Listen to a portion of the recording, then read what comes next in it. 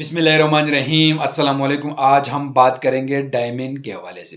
Diamine tablet के form में आती है और सिरप के फॉर्म में आती है, और इसकी जो फार्मूलेशन है वो है डायमिन हाइड्रोनेट, इसकी फार्मूलेशन है। टेबलेट जो है 50 mg की पोटेंसी में आती है, और इस तरह सिरप भी आप लोग को मार्केट में मिल सकते हैं। आज मैं इसकी कंप्लीट रिव्यू आप लोग के साथ शेयर करने वाला हूँ कि इसका action, uses, doses, contraindication, side effect क्या क्या है। तो वीडियो को मुकम्मल देखनी है, वीडियो को स्किप नहीं करना है। बहुत सारे व्यूअर्स के कमेंट आ रहे थे कि डायमंड पर एक रिव्यू दे, तो आज मैं कंप्लीट रिव्यू आप लोग के साथ शेयर करने वाला हूँ। तो इसका यूजेस है, इसका इस्तेमाल किया जाता है। इस दवा को चक्रों को कंट्रोल करने के लिए इसका इस्तेमाल किया जाता है, चक्रों के लिए इसका इस्तेमाल किया जाता है, वोमिटिंग के लिए इसका इस्तेमाल की जाती है, मतली के लिए इसका इस्तेमाल की जाती है। ये दवा मतली और कई के लिए इस्तेमाल किया जाता है। दौरान सफ़र गाड़ी में जब वोमिटिंग हो या मतली हो तो उस कंडीशन में इस्तेमाल की जाती है, लेकिन आप लोग आधा घंटा या घंटा पहले उसका इस्तेमाल करें। चक्रों के लिए, मतली के लिए, वोमिटिंग के लिए एक बेहतरीन किस्म के टेबलेट्स हैं।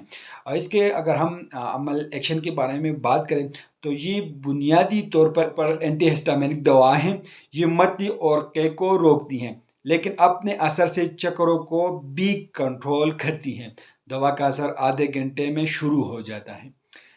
इसके हम अगर साइड इफेक्ट देखें तो हर मेडिसिन का कोई ना कोई साइड इफेक्ट ज़रूर होती हैं। तो इस तरह डायमिन हाइड्रोनेट जो डायमिन टेबलेट और सिरप है, इसके भी कुछ साइड इफेक्ट है। इस दवा के बद असरात से मुंह खुश्क हो सकता है, कब्ज हो सकता है, दिल की धड़कन तेज हो सकती है। इसकी वजह से नज़र में धुंधलापन भी आ सकता है। तो ये इसकी साइड इफेक्ट है।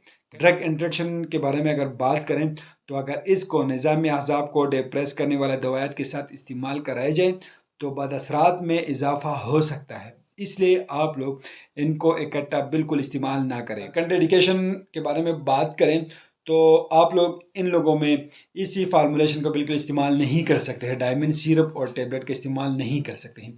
जो अफराद इससे एलर्जिक हो तो आप लोग इनमें इस्तेमाल नहीं कर सकते हैं।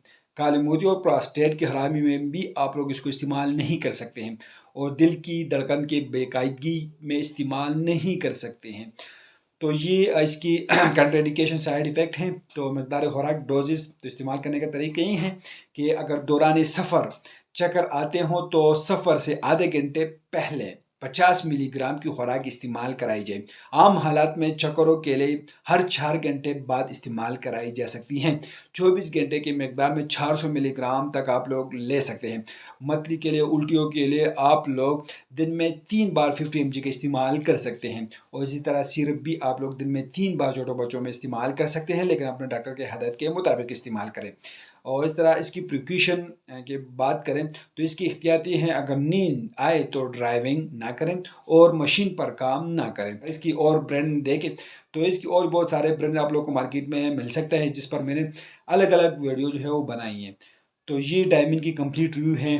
तो उम्मीद करता हूँ आप लोग की इन्फॉर्मेशन पसंद आएगी। लेकिन अगर आप लोग इस फार्मूलेशन, इस टेबलेट सिरप को इस्तेमाल कर रहे हो तो पहले अपने डॉक्टर से ज़रूर मशवरा करें, उसके हदायत के मुताबिक इस्तेमाल करें। हम आप लोग सिर्फ मालूमाती इन्फॉर्मेटिव वीडियो बना रहे हैं, और ये भी एक मालूमाती इन्फॉर्मेटिव वीडियो है। जो मेडिसिन इस्तेमाल करते हो पहले अपने डॉक्टर से ज़रूर मशवरा करें। तो वीडियो कैसी लगी हमें कमेंट करें, हमारे वीडियो को लाइक करें, चैनल को सब्सक्राइब कर दीजिए, हमारे फेसबुक पेज को लाइक और टिकटॉक अकाउंट को ज़रूर फॉलो करें। हमें इजाज़त दीजिए। अल्लाह हाफिज़।